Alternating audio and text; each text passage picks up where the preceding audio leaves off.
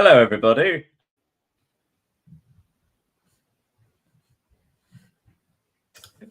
So nice to see you all. Yes, welcome back to the European Soccer Show here with Sports Talk United, and with me, fresh from his visit to the Lyon Paris Saint-Germain as an esteemed guest of one of the sponsors. It's Leo. Hello, Leo. Hey Daniel, how are you? Oh, I'm terrible. I've been sick as a dog this weekend. Yeah. But Sorry. it looked like you had having the time of your life apart from the result. How was the match? How was the experience?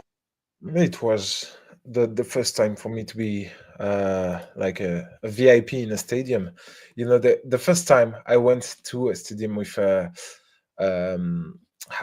a costume and approaching the players as close as I did, like 30, 40 centimeters away from them. Extraordinary, to be honest. That's a very specific amount. That's a Yeah, school ruler.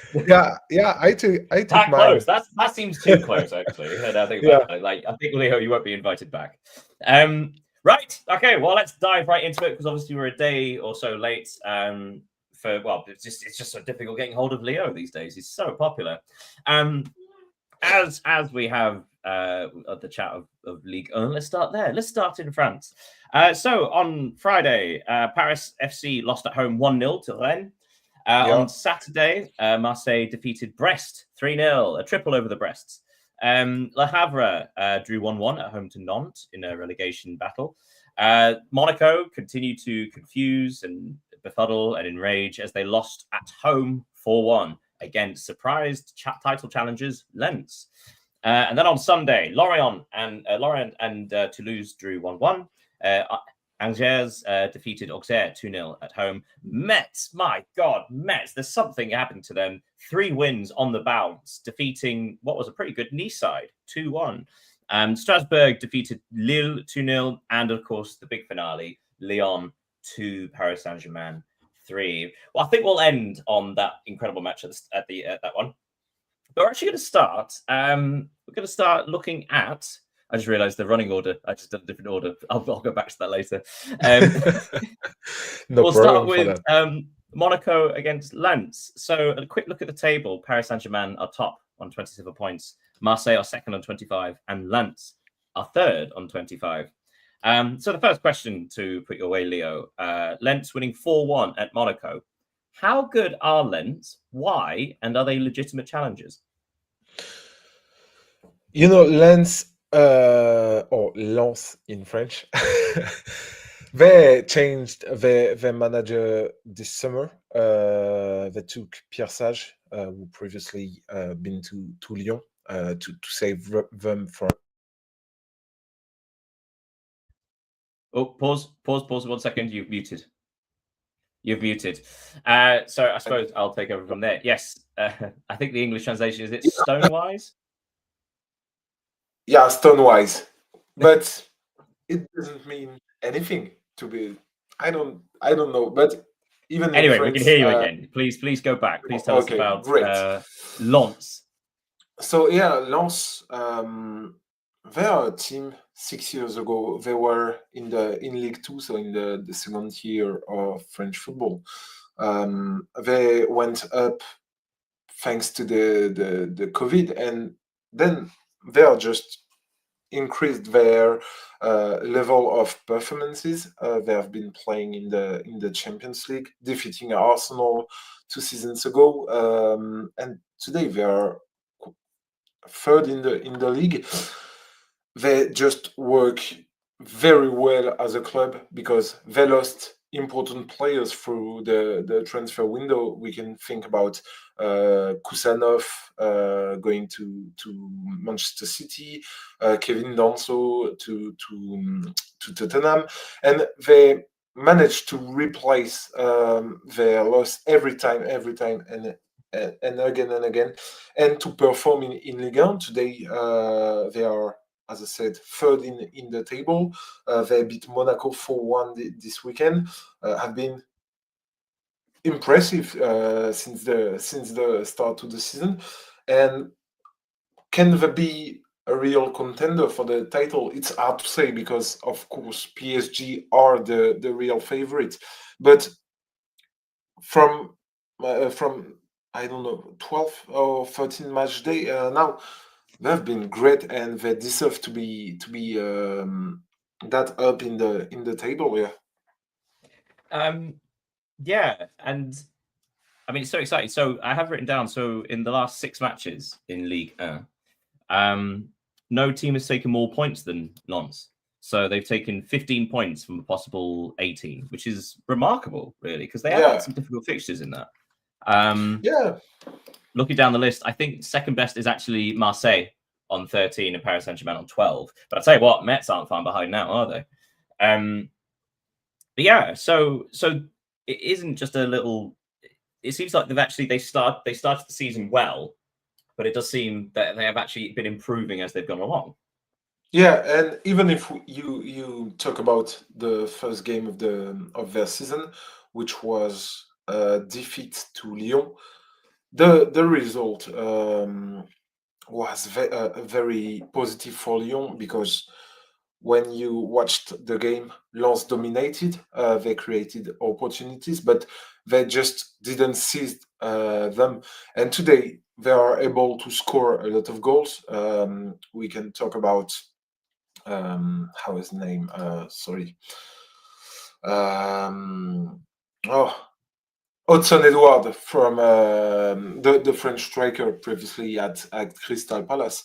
He had a And terrible Celtic, I believe. year. I think Yeah, that's why he blew up. He blew up really, didn't he? When he was an incredible top goal scorer in Scotland. yeah, yeah. He had a terrible last 12, 18 months, scoring just a few goals. And now he's on a 5 goal streak in his last 6 games. They got real assets forward and backwards, which obviously help them to win those games and important games because as you said, they won against Marseille, they won against Monaco. They have been brilliant these past weeks. Long way to continue. A quick word on Monaco. Have they replaced Nice as the most chaotic team in Ligue 1? They have, but for many seasons now. When the seasons start with Monaco, you always know that they will fall apart at some times. But usually, they do it in the second part of the season from January, and yeah, they have been terrible this past week, even Sorry with to interrupt. So the for yeah, context for anybody who wasn't aware, so the Monaco Lens game, I believe it was 2-1 to Lens just before half time when the Monaco striker Florian Balogun was sent off for a yeah, straight red, which of course killed the game, and then Lens took their time. Well, I say took their time. They actually scored in stoppage time in the first half as well. So obviously, long way back for Monaco from that point. But this is a long string of results where it's not only underwhelming but concerning in regards to discipline, in regards to defensive stability, and so on. I mean, they conceded 3 yeah, goals. Did they concede 3 goals against Nantes a couple of weeks ago? yeah. When they beat Nantes Yeah. 4-3 Last week. away. 2 weeks. Monaco is difficult to explain. Just to have this word about their last game this weekend. It was also a game marked by controversy surrounding the referee's decision because you've mentioned that Folarin Balogun had been sent off, but he was then awarded a penalty earlier in the game, and it was already discussed. His red card, to be honest, um, isn't fair at all because maybe it was not even a fault, but this match day in Liga had been marked by the controversies as usual, unfortunately, but that don't explain everything for Monaco to be that bad. So I mentioned before that Lens have won 5 of their last 6, and of course the one match that they didn't win was when they lost at Metz. So a quick word on Metz: 3 wins on the bounce. So for context, they are now. I mean, they are outside the relegation zone by a point. So down at the bottom, it's Auxerre on 7, Lorient, Nantes, Brest are all on 10, a perfect 10 for Brest. But Metz are on 11. So it also speaks volumes about just how far behind they were, because 3 wins on the bounce and they're only just out of the relegation zone. So it's, I mean, also incredible for them, and how wonderful that they could stay competitive rather than get cut adrift. But again, speaks volumes about these gaps that are now appearing in the season. Yeah, I wrote an article, I think 2 or 3 weeks ago, about the possibility for them to stay in Liga, and it was like that because only 2 teams had less as many points as them after 10 match days, and what they did against Lens, because their first win of the season was against Lens, it was great, and I think it started something, because beating one of the most informed teams in Liga in front of your fans, obviously it helped to start something, and then they beat Nantes away. Also, With and again, we 2 should goals. point out in both matches they had late goals, right? So that's Yeah, the other thing. They had late goals. yeah, Here, they had to come from behind again. So it really does speak volumes about determination and stamina, and yeah, and the the fact that fighting for the entire match. yeah, and the fact that they didn't give up on their coach, which is important in their situation. So it's a great streak for them, and the international break will allow us to work more in sort of winning the next games. And finally, before we depart Ligue 1, a word on, well, I say a word, let's give you a minute. Lyon and Paris Saint-Germain, an incredible match, incredible goals. Zaire Emery's effort, Maitland-Niles' effort. There was a red card in stoppage time for Taliafico. João Neves with a bullet header deep in stoppage time to win it at the death. I mean, this game had everything, didn't it? Yeah, it was obviously the big game of the week, one of the biggest of in Ligue 1. The Groupama Stadium was full. It was 58 people in it, a record attendance for the stadium. What a game, to be honest. Even if, of course, both teams had injured players, we will not come back on Dembele, Doué, absence, and some other players' lack of form. Lyon played without Tolisso in the starting lineup, which is, I think, not only the best player but the most important in the system. And yeah, it was an exceptional game. Once again, marred by refereeing controversy. For example, the goal from Gvicha Kvaratskhelia, who was the second of the night for PSG, was, I think you have the same thing in England, but it's the PGMOL, if I'm not mistaken, and the French version said that the goal shouldn't have been allowed because of a fault, and there were a lot of controversies during this game, but Paris still won it. I think a draw would have been well deserved for Lyon, and we must note that Paulo Fonseca's work, given the squad and the strength he can use, it's great, because Lyon didn't recruited big players this summer. They lost some, as Ryan Cherki, Alexandre Lacazette, Lucas Perry going to Leeds, and they play really good. They are now seventh in the table, but just 5 points away from the second spot. So we just have to applaud Fonseca's work. Absolutely, but also just to keep note of the fact that Paris Saint-Germain have dropped 6 points in their last 6 games and yet still sit atop by 2 points. see the teams around them still like sort of not quite grasping the opportunities that are coming their way. Yeah. Let's move on to the Premier League. I'll switch those two on the running order. The Premier League. So there are some big moments in this weekend. So first game on Saturday, Tottenham Hotspur 2, Manchester United 2. Manchester United seemingly cruising for victory. And then Tottenham somehow came back and scored in the 84th minute in stoppage time to take the lead. And then Man United equalised again. So somehow both teams were disappointed to end with a draw. Fulham's terrible form continues, losing 2-0 at Everton. West Ham United's resurgence, 2 wins on the bounce, winning 3-2 at home to relegation rivals Burnley. Sunderland's astonishing start to the season continues. Apart from anything else, they scored against Arsenal. No one's done that for a good long time. And twice. 2-2 against the league leaders. Chelsea beat Wolves 3-0, but that's probably taken now these days. And on Sunday, Aston Villa completely spanked Bournemouth 4-0, despite the fact that they had less XG. Brentford demolished Newcastle United, whose away days really are grey. Crystal Palace 0, Brighton 0. That happened. Nottingham Forest defeated Leeds United 3-1. Another relegation battle between the two, and Forest coming out on the good. And the last game, an astonishing victory for Manchester City as they defeated Liverpool 3-0. So let's quick look on the Spurs-Manchester United game. It was quite unusual because Manchester United were dominant essentially until the last 10 minutes.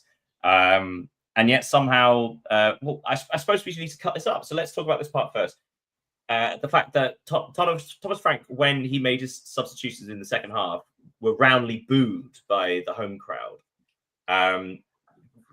Did he make the right choices? Were his substitutions the reason why Spurs got something from this game?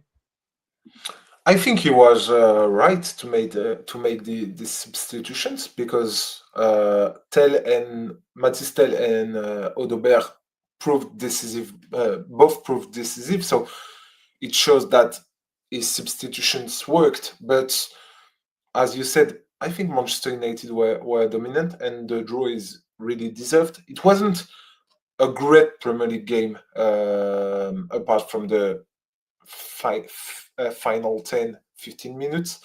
And the Ligt goal, who has been fairly consistent this season, one of the few players of Manchester United to have been consistently since the first match day. So it was really deserved, and I think Frank's substitutions, as you asked, were good. So then after that, Matisse Tel getting a goal in the 84th minute, Richarlison giving them the lead in the first minute stoppage time, and suddenly Tottenham Hotspur had the lead.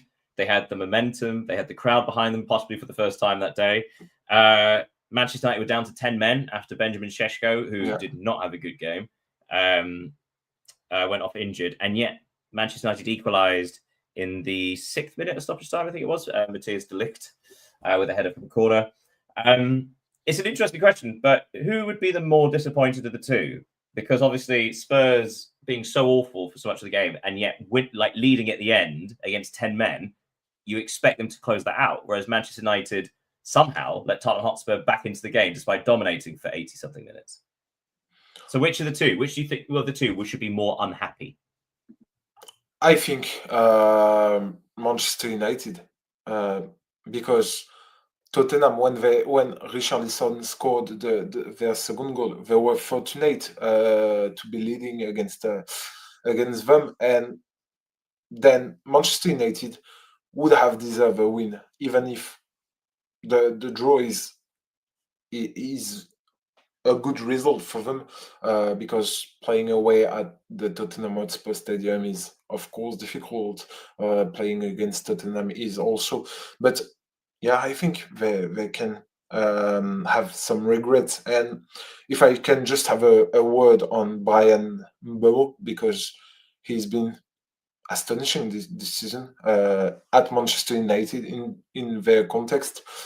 And I don't think it's a coincidence if when you watch Manchester United or just think about them, Mbeumo's pictures are the ones we remember the most from their season, because he's always in the right place and always making the right move. We've seen it against Tottenham with his goal.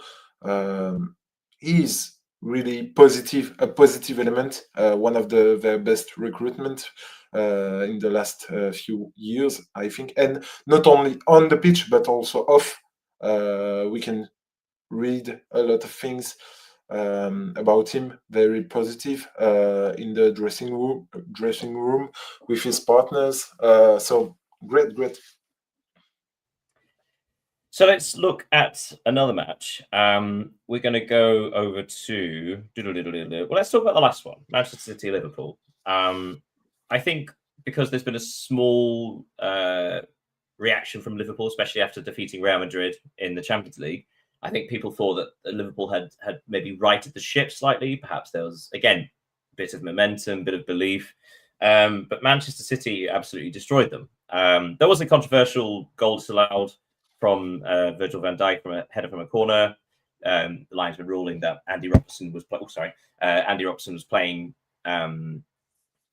was involved, was distracting the goalkeeper, and was then ruled off for offside. And obviously, PGMOL since afterwards has said that perhaps that shouldn't have been the way. However, there's no taking away from Manchester City. They were by far the better team, weren't they? Yeah, I think. But I have a question for you. Do you think Van Dijk's goal should have been allowed? Honestly, no. The reason I say that is because the thing is, I would probably accept it either way. It's one of those where it's because he's not in the direct eye line of the goalkeeper, it's hard to argue that he's having an impact. But of course, there is that thing of the goalkeeper instinctively doesn't know if that's going to deflect. It might alter something. However, Donnarumma does dive immediately after Virgil van Dijk heads it, so it doesn't seem like it would change anything. So had it been ruled allowed, it would have been absolutely fine for me. No worries, I understand why. But since they're saying, okay, well, he's distracting, I'll also buy it. I think the big thing is when does the goalkeeper jump? If does he stray at all from after Van Dijk heads the ball? No, he doesn't. Then it's probably not interfering. But like I say, I don't actually care. But it's a tough decision because, in my opinion, it obviously had an impact of the scenario of the game, because City, even though they were the better side of the 90 minutes, we both agree with that, and I think everybody is watching the game will agree. It would have allowed Liverpool to equalize in this game. So maybe the momentum could have changed, because it's not the same thing to be trailing 2-0 than to be equalizing away at the Etihad Stadium. Well, it's interesting because, again, it's the eye test, right? The difference between statistics and the eye test. The statistics will tell us that Manchester City were the better side, but the eye test tells us that Liverpool, I think the word thrown around currently is bullied. They were bullied by Manchester City. They didn't seem to have any control at all. It was fascinating.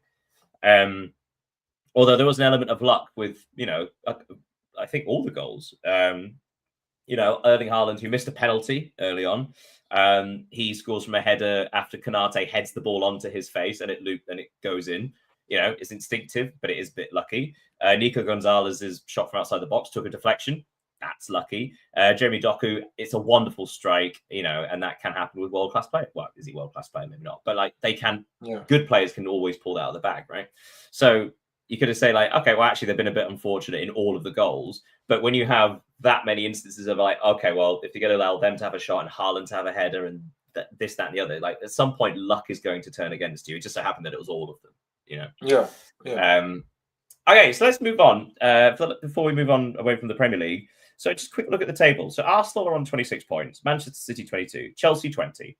And then I'm going to just read out a list, okay? Sunderland, Spurs, Villa, Man United, Liverpool, Bournemouth, Crystal Palace, Brighton, Brentford. All of those teams are separated by 3 points. Yeah, that's it's cool. Insane. I love how congested it is in the middle, which means, so By the way, I know the stat of the weekend comes at the end, but my favorite thing I learned was Liverpool are as close to Arsenal as they are the relegation zone. And it got me thinking. So they're 8 points behind Arsenal and 8 points ahead of Burnley in West Ham in 18th place. But then if you which is terrible. Yes, it is. But also, like when you make that comparison with other teams, for example, Everton, right? Everton are 13th? They're 13th, but they are as far away from relegation as they are from Champions League football. So it's this interesting thing of anybody in that pack essentially. Well, to a certain point, some of them could still get sucked into the relegation battle, but also you can aim a bit higher. Suddenly it's like, oh, actually, that's in touching distance. So it's at no point it's like normally at this point of the season, like, okay, what are we aiming for? Okay, so we're in about this point, we can try and push for Europe, or we just want to make sure we stay away from relegation, or what could we do? And here, there's a good 9 teams, 10 teams who have literally no idea what they could possibly what they're meant to be looking for. Because, for example, in other years, Sunderland start, being 4th place, 19 points. And obviously, all of us say like, oh, no. You say like, no, survival is the only thing. But other teams in that position would be hoping to try and squeeze the last European place, So what possibly can Sunderland achieve? It's a fascinating year. What's been your favourite surprise of the Premier League season so far? It could be like as a team doing badly or a team doing well, but what's been your favourite sort of unexpected team? I think it's difficult to not answer Sunderland because we know that often in the Premier League when the promoted team struggle to stay in the Premier League, and now we have a team 4th in the table. It's sensational, and of course, if Sunderland is are known for their French players and coach because Regis Lebris is French, so maybe a little how can I can be proud of that team and the French and its French identity. So yeah, Sunderland have been really good. Yes, the Le Chat Noir. Anyway, so going on to La Liga, let's talk about La Liga. Again, excellent weekend in La Liga. On Friday, Elche drew against Real Sociedad 1-1. Another late goal for Sociedad. Yeah. Can't say it today. Saturday, a precious win for Girona, 1-0 against Alaves. Sevilla defeated Osasuna 1-0. Atletico Madrid beats Levante 3-1 at home. Espanyol lost at home to Villarreal 2-0, who again, Villarreal very much the 4th team in this title race so far. And then on Sunday, Athletic Club's rebuild continues, beating Real Oviedo 1-0. Ironically, the result of the weekend, Rayo Vallecano 0, Real Madrid 0. Vallecano managing to pull a draw, and a well-deserved draw, possibly actually with a better team against Real Madrid. Mallorca defeated Getafe 1-0. Valencia and Real Betis drew 1-1. And the last game, it does seem to be the last game of the weekend, a bit this donkers. Celta Vigo 2, Barcelona 4. Let's start with that one. Possibly because it's by far the most entertaining.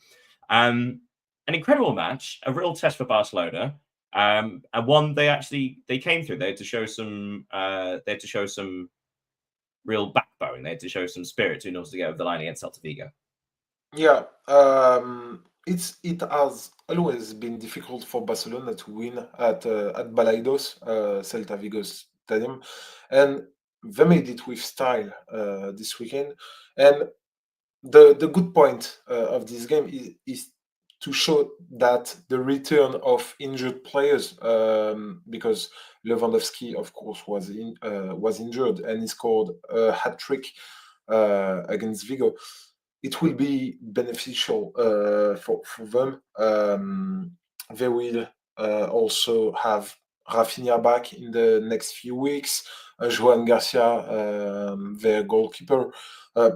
It will obviously help them, and Pedri also, because he's been missing for now a few weeks. So it's important for them to see that their injured player will play a big role in their second part of the season. Do you think it contributed to having Lewandowski back, having such an experienced, calm, composed head in this kind of, because this was a bit chaotic. So Lewandowski opened the scoring in the 10th minute, and then Carrera equalised a minute later. Fast forward towards the end of the first half, like the 37th minute, Lewandowski took the lead again. Then is it Borja Iglesias equalised on just before half time. But then Lamine Yamal extended the lead 4 minutes into stoppage time, and then half time 3-2. That's a chaotic first half, and yet they edged it. And then in the second half, a lot more control, a lot more calm. Lewandowski completed his hat trick with a gorgeous Marcus Rashford cross, and one more. Yeah, I suppose maybe that downside really was that Frankie de Jong didn't quite show the composure that Lewandowski had, because obviously he got picked up a second yellow card deep into stoppage time, which was unnecessary, and now he's suspended. Do you think actually the experience of Lewandowski showed why it's so essential in this team, having someone of that caliber and that experience? Yeah, of course, having such a player and such a striker, he's surely in the top 3 strikers in the world this past years. So it's obviously a great thing for them, especially since it was Ferran Torres who were his backup during these weeks. Of course, it will help Barcelona. And you've mentioned Marcus Rashford and his cross, and I just want to have a word on him, because if you follow the news about Barcelona and read or hear broadcast about them, you can hear there are a lot of criticisms about his involvement without the ball, maybe his runs, maybe his form, but it has to be said that he's been impressive since joining. He has now 6 goals. Yeah, 6 goals and 9 assists. Sorry, I was going to say, like, he has the most goal involvements for the Barcelona side, which is astonishing, actually, when you say it like that. Now, Lamine Yamal has been injured for a part of this, so he's played fewer minutes. So in regards to minutes per goal involvement, Lamine Yamal has a goal involvement every 80 minutes, Lewandowski 82, and Rashford, I think, is 87. Yeah.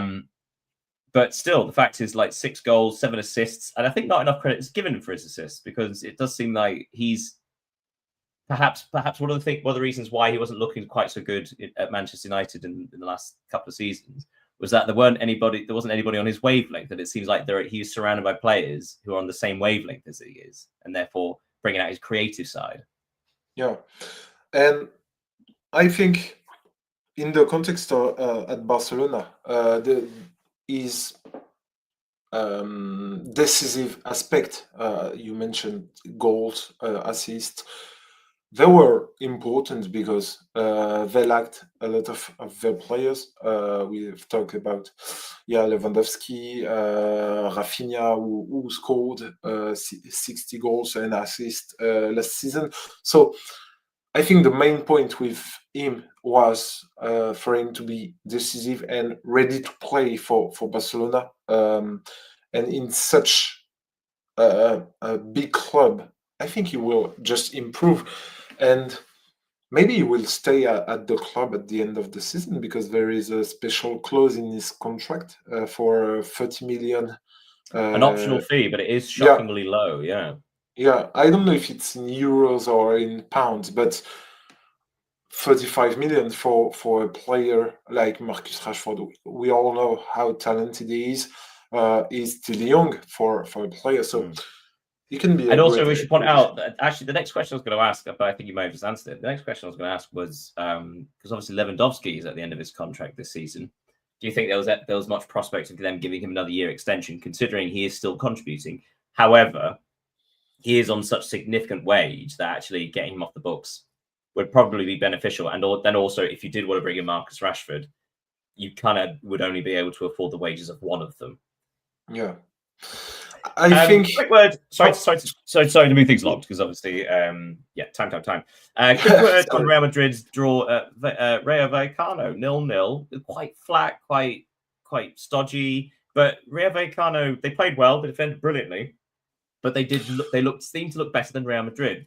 Did you see the highlights? Did you see what was your thoughts on what was happening? I didn't watch the game to be honest, but it can be explained with the situation, the internal situation at Real Madrid, because there are rumors of internal crisis at the moment involving Xabi Alonso, who could be struggling to manage with egos of the players. We've talked previously about the contract extensions issues with Vinicius being out of contract in 2027, attracting interest from Saudi Arabia, maybe a move to Premier League. So I think the context and the environment of Real Madrid isn't the healthiest ever and possible for them. And even if they got some good results this season, obviously they are a leader in La Liga. They had some wins in the Champions League, but there have been few hiccups in the big games apart from the Clásico. We all remember the 5-2 against Atletico in the derby.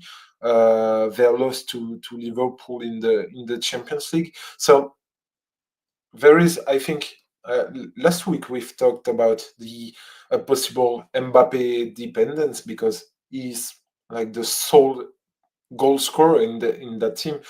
And when Although to jump on that point, one of the things that's been thrown at, say, Manchester City is that they've now adopted a system that gets the most out of Haaland, and if you have a world-class striker, use him. Is it fair to therefore sort of compare the two regards they have one of the world's best strikers, so why not focus it around him? And actually, this goes around to the question I was going to ask before, because obviously it was only this time last year that Vinicius Junior was, furious that he hadn't won the Ballon d'Or and was regarded as the second best player in the world, or arguably the best player in the world. And yet now he's struggling to get game time at Real Madrid regarding his over his contract situation, but also does he fit in the style with Xabi Alonso? So it seems strange what's happened. So if hypothetically, if you were in Xabi Alonso's shoes, would you prioritize Mbappe over Vinicius Junior, or would you, or what? Actually, I'll leave that open. What would be your priorities in this context? I think the priority for me would be to Mbappe, because he has proven that he's the best. I think he's the best player at Real Madrid. Even in full form, I think he's better than Vinicius. Even if they don't play at the same. Vinicius is a left winger. We know that Mbappe plays more than as 9, but when they are both on the pitch, it seems that they are too close on it. Because before playing as 9, Mbappe was operating as a left winger, so his habits are still there. And when they are both on the pitch, sometimes it feels like they don't understand themselves and don't know how to create spaces between them. It's difficult, and of course Vinicius will have to solve his contract issue, because it will be more tension with the days and weeks moves on. So Alonso should be focusing on Mbappe's his, for me, best player. So Real Madrid's lead at the top of La Liga is cut to 3 points. Barca second on 28 points. Villarreal are third, 26 ahead of Atletico on 25. Are Villarreal the third best team in Spain currently? If you are just looking at the result, I think they are. But the question is that can they keep going like that all the during all the season, because they are playing Champions League football too, so they will have to deal with everything. And Atletico, they had difficulties in the early seasons with a lot of draws, and since a few weeks they have been winning everything except from the visit to Arsenal. If I'm not mistaken, they have beating Real Madrid. They have beaten Real Madrid, Inter Milan, both Real Betis and Sevilla. So they had good results, and I think the depth of the squad is better than Villarreal's. So I think they will end up like fourth or five at the end of the season. Well, I mean, talk about that. Villarreal do have a 6 point gap ahead of Betis in fifth. Yeah. So in a strong position to continue this. Right, let's move on, shall we? Over to Serie A and the sacking season. Where did I put it? Oh, yeah, here it is. So on Friday, Cremonese's title challenge is officially over as they lost away at Pisa 1-0. On to Saturday, the most Italian of Saturdays. Get ready for this. Como, 0. Cagliari, 0. Lecce, 0. Hellas Verona, 0. The Turin derby, Juventus Torino, 0-0. As usual. We need to talk about that, actually. Yeah. But no, don't interrupt me. Parma 2, AC Milan 2. AC Milan 2-0 lead against Parma and yet threw it away. On Sunday, Atalanta lost at home 3-0 to promoted Sassuolo. And that was Juric's last match in charge and has been relieved of his duties. Bologna defeated champions Napoli 2-0. Napoli had one shot on target the whole match. Oh, it was insipid. Genoa and Fiorentina 2-2. Fiorentina still can't get that win. Roma 2, Udinese 0, and Inter 2, Lazio 0. A goal from Lautaro Martinez and Barry either side of half time. Right. First of all, we'll ignore the 0-0s. Okay. Apart from one. Let's talk about 1-0. So the Turin derby, first of all, well done. It does seem like Torino have turned it around, considering their terrible start to the season, but they've stabilised and they're now comfortably away from the relegation zone. But Juventus were awful. 0-0 in this derby. Not great for them. Quick word on this, and then what I would like to talk about is AC Milan's capitulation, because that was probably worse, actually. Away at Parma, 2-0 up, and somehow not winning. Yeah, give me your thoughts. Yeah, just a few words about the Derby della Mole, as Italian called it. Is that Juventus, even if they dominated that game, dominated in terms of possession, they really lack a playmaker, someone who can create chances, opportunities, because the strikers, it is one of the stats I look for this week.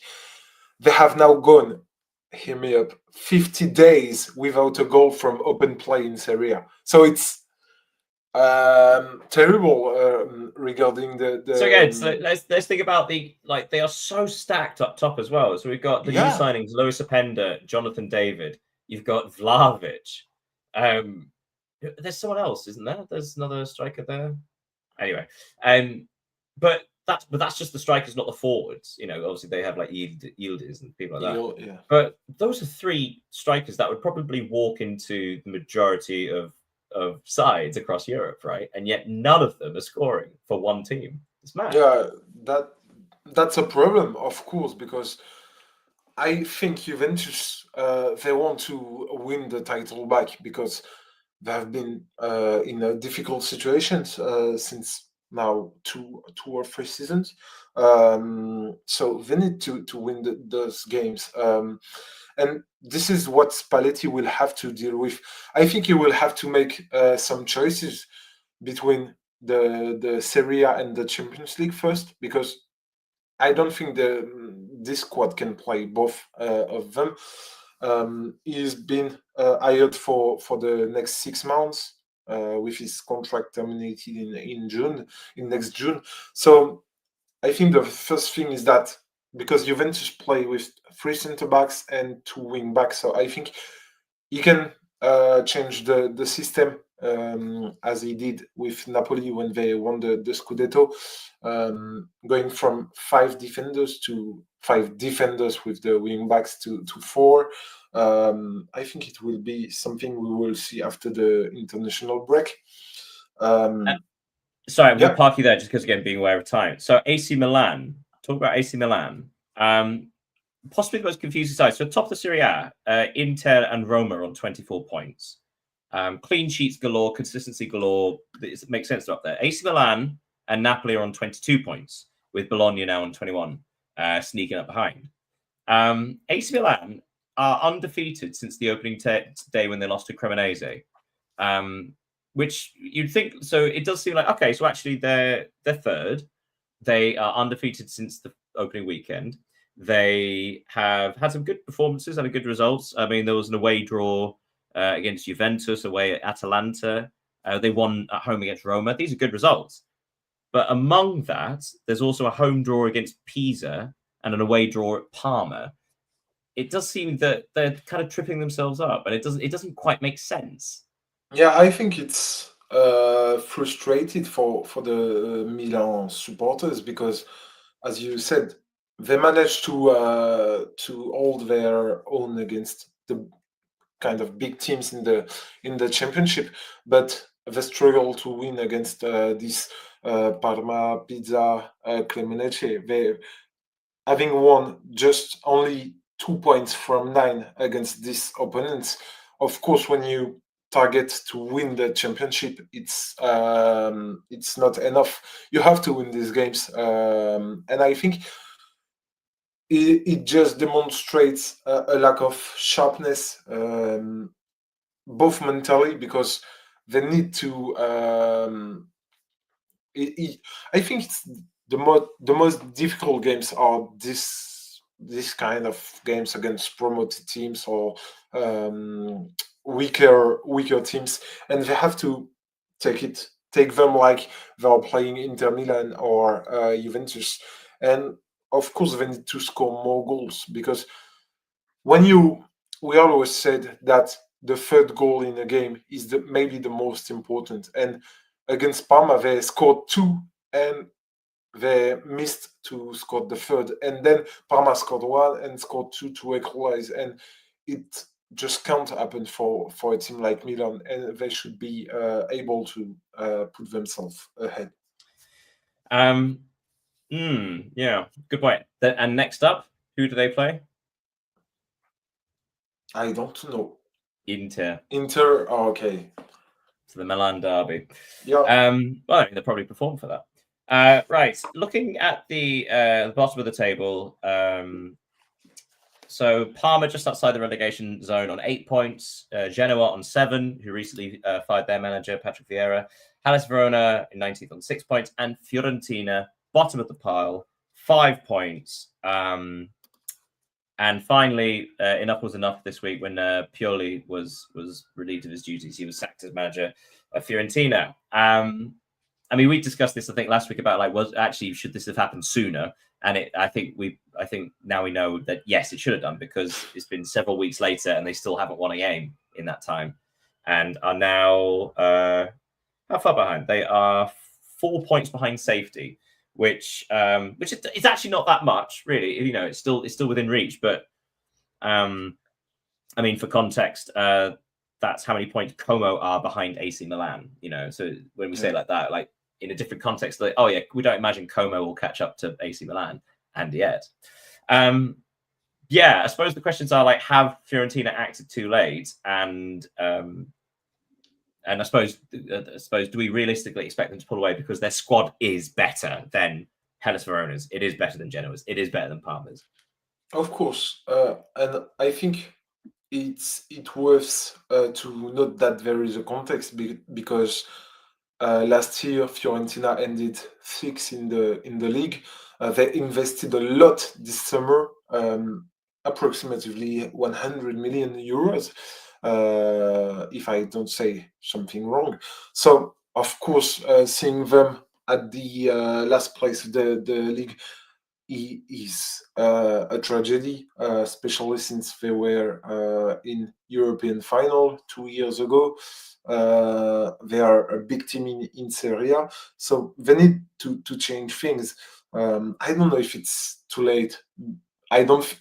I don't really think, because, as you said, there are just four points Yeah, between them. I suppose the reason I bring that up is because, unlike other leagues, say for example the Premier League, Wolves are 7 points behind 19th place. Yeah, They are 8 points behind safety. You know, they have 2 points all season. And yeah, Fiorentina have 5, which isn't that much more. But the difference yeah, is there's not that huge gap between them.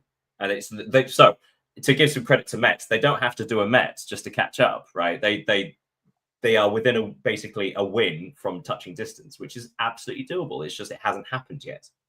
yeah. They have to. Yeah, that's impressive that they haven't won a single game. But I think the quality of the squad will allow us to will allow them, sorry, to get out of this situation. Well, they certainly hope so. Okay, finally, let's move on to Das Bundesliga. On Friday, Werder Bremen defeated Wolfsburg 2-1, with Wolfsburg relieving their manager of their duties soon thereafter. On Saturday, Bayer Leverkusen had a wild old romp against Heidenheim, winning 6-0. Hamburger won, Borussia Dortmund won, Borussia Dortmund conceding in the 7th minute of stoppage time. So close to another victory, but no. Hoffenheim defeated RB Leipzig 3-1. Came from a goal down to defeat them, actually. Union Berlin, somehow, for the first time this season, Bayern Munich have not won a game. Union Berlin were excellent in their 2-2 draw against Bayern Munich, and Bayern Munich needed, a worldie of a goal to open their account. Borussia Mönchengladbach win their 3rd match in a row in all competitions against Köln, against Köln, 3-1.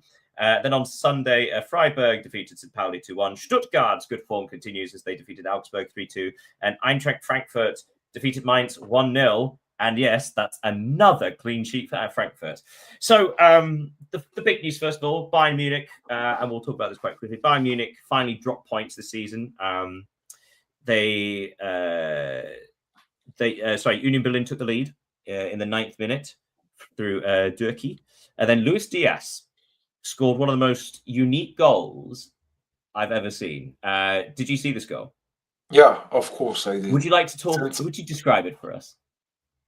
I don't know if I have the right words in English, but well, it's kind of the beauty of it. Okay, yeah. I'll set up. So first of all, there's a 1-2 between him and Josip Stanisic. But Stanisic's return pass is too strong for Luis Diaz. So the first part of the genius is him sliding at the byline, so where it crosses for a goal line, sliding just to keep it in. His first touch takes it just perfectly away, and like he somehow touches it as he's getting up as well. And then his third touch is just to shoot the ball into the goal from an impossible angle. Like you say in the notes over here, the XG was 0.03. It was, I think, the only goal scored that had across all the major European leagues that had a tighter angle than that was a goal directly from a corner. It was that kind of angle, and yet it was much nearer the goal. It was an incredible shot, wasn't it?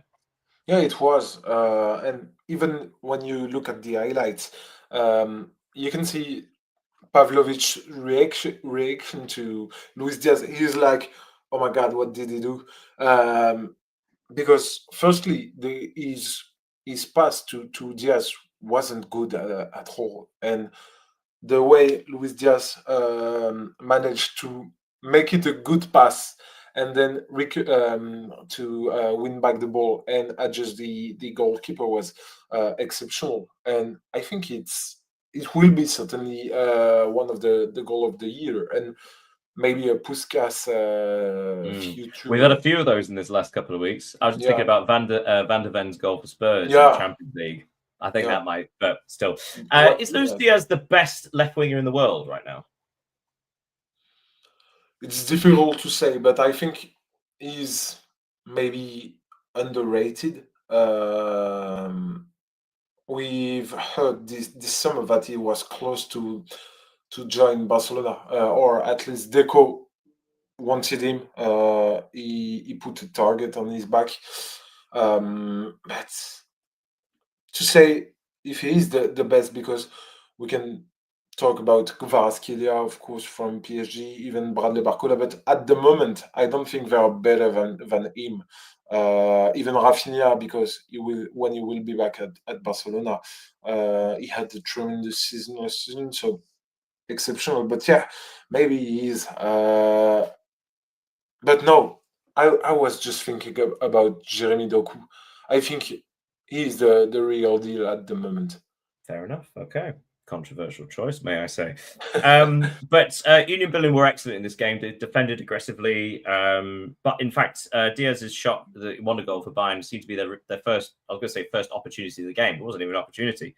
But still, they clung in there. Durkee scored a second for Union Berlin after, I think the ball sort of inadvertently hit Harry Kane on the back of the head and fell into his path from a set piece. But then Harry Kane equalised in the 3rd minute stoppage time. So Bayern still undefeated, even if they didn't win every single game. But Bayern dropping points for the first time this season, opening the door ever so slightly to their rivals. But no, once again, Dortmund not grasping the opportunity. They were winning again away at Hamburger. Chukwuemeka with a goal in the second half. And then the 7th minute of stoppage time, Dortmund just see it out, close the gap to the top to 4 points, and yet they've conceded. This is indicative of Dortmund over the last 4 or 5 years, isn't it? Yeah, as usual. Not with the same consequences as their draw to Mainz 2 seasons ago, when they could have been crowned Bundesliga champion. But yeah, it's a team that is often talked about because of their bad results and the opportunities they miss. But we can also talk about Leipzig, because they also lost this weekend. They could have against a closed the good gap. Hoffenheim side. So Yeah, Hoffenheim are currently 6th, but still, yeah, they had the chance to close the gap at the top to just 3 points. Actually, had they yeah. won their game. But yeah, they were routine. They were actually resoundingly defeated again, and they were leading, and they somehow gave it up. And that does speak volumes about Bayern's mentality. The fact that they were able to come from behind twice, and yet Dortmund and Leipzig capitulated. Yeah, of course, and especially since Dortmund Bayern had a difficult game midweek with the PSG's victory over PSG. Sorry, so they are, I think, the best team in the world at the moment, and they just prove it week after week. Even if they don't, when you can't win a game, you just have to know how to not lose it. And Bayern, I think they know that better than anyone. But are they the best team in the world currently? Officially, currently it's Chelsea. That very important For 4 years. Yeah. Anywho, so let's go to Tess's tops and flops. So, do you have a tops and flops? Yeah, my flops. My flop of the week is the refereeing in France, because it's been this season particularly. I think they are every weekend, I will not say every game, but almost there a controversy. And Corentin Tolisso, so we've talked about him earlier in the show. He made a video on Instagram asking for the team's captain, directors, and the referee to sit down around the table and talk about, because the situation is getting worse and worse in France concerning the refereeing, and I think it's a good idea. But the actors of the game must talk to try to solve these problems. And do you have a top give me a top. So, guys, let's end with you. I don't really have a top, but maybe it would be Manchester City because they sent a message to Arsenal by beating Liverpool. I think they will be a really, really tough team to beat this season. Yeah, it looks like it's a 12-team title challenge in the Premier League. Yeah. My flops. I mean, I'm going to say my flops, and I'm biased because I'm a fan. Newcastle United, another away day defeat, another miserable performance on the road, and they are down. What is it? 14th on 12 points. I mean, they're only 2 points ahead of the relegation zone. Talk about gaps in the Premier League. There's a 4-point gap between first and second. Then there's nothing more than a point gap between third place and Everton in 14th. And then there's a 3-point gap between them and Newcastle. So there are only 2 gaps. Well, 3 if you include Wolves being behind Forest. So yeah, Newcastle again, awful performance. It's quite strange, home and away, such 2 different teams. Tops, strangely, I'm going to give one, but I don't actually know his name. The Bologna goalkeeper, if anyone doesn't know the story. So I think he's the Bologna goalkeeper. Their starting goalkeeper got injured quite early on, and the substitute was a 17-year-old who came on for his full debut against the champions Napoli. And Napoli, as I said earlier, only got 1 shot on target throughout the entire match. But at the full-time whistle, the young lad broke down in tears because only God knows how tense he must have been. Like in the fact that he had to come on as well in such a situation, as opposed to being told beforehand. And then all of the Bologna players surround him, can carry him on their shoulders. It's the most it was a heartwarming moment. It was very, very nice. Do you have a stat of the week you want to end with? Yeah, I got one and a question for you. So just for the start, it's Inigo Perez, so the manager of Rayo Vallecano. He earned himself a slice of history this weekend because he became the first coach of in Rayo Vallecano's history to avoid defeat in 3 different matches against Real Madrid. So it's unbelievable for a club, and it's yeah. And my quiz question is: do you know? I think you know, but do you know who is Serie A's top scorer and how many goals he had scored this season? Serie A's? Yeah. Oh, I do know this. I do know this. That's annoying. I won't get it. It's like Eke Akpong or something like that, but I can't quite get it. Who is it? The biggest point is not who is it. It's Hakan Çalhanoğlu from Inter. But how is it? Yeah, but the amount of the top goal scorer 3, 4? No, 5 in Serie A. Yeah, so and we have played 11 games comparing to Erling Haaland is 14 goals. I was going to say, and actually I think 2 or 3 of those are penalties as well, and he's a midfielder. So yeah, it doesn't speak volumes about that. But hey, you know what? You don't get 3 back-to-back 0-0s in every single league, you know? Right, we're going to end it there. End it there. Thank you so much for joining me, Leo. Thank you, Daniel. Thank you, everyone. Thank you, everyone, for joining us who are watching live. For those of you watching afterwards, make sure you look at the X accounts, the YouTube account, subscribe, follow us, etc., all of that nonsense. I hope you all have a great week. We'll see you next time. Goodbye, everybody. Goodbye.